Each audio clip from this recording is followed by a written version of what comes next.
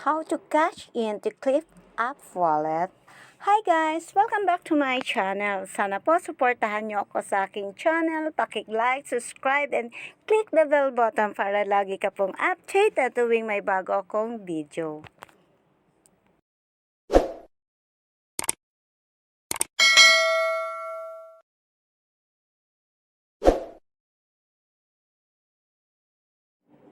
So, punta tayo kay ClickUp. Nandito na tayo sa dashboard ni ClickUp.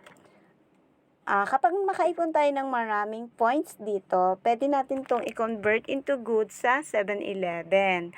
At ang pair po natin dito sa ClickUp Wallet ay hindi nakaka-cash out. Pwede mo lamang po itong gamitin na pay bills, buy load, pera padala at pang grocery sa 7-Eleven. Para makapag-add tayo ng pera sa ating ClickUp Wallet, i-click mo lang itong Open ClickUp Wallet. As you can see here, meron akong 64 pesos dito. So, i-click mo itong Load Wallet. At maglagay ka lang po ng amount dito. Halimbawa po is 1, 2. Then, i-click mo yung check.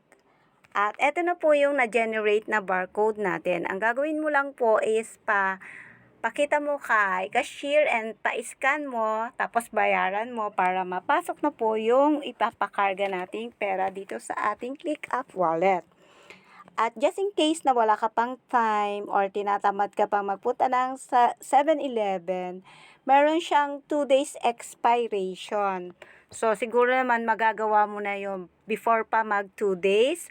O para hindi masayang yung data mo, picturean mo o screen captured mo yung barcode na to. Then, yung picture na yon ipa-scan mo na lang sa cashier sa 7-Eleven. So, bye for now. Thank you for watching. See you on my next video.